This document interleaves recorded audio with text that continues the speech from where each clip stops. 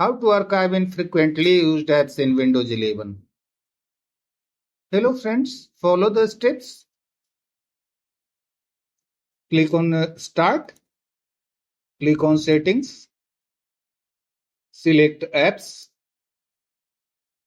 Click on Advanced App Settings. This is Archive Apps.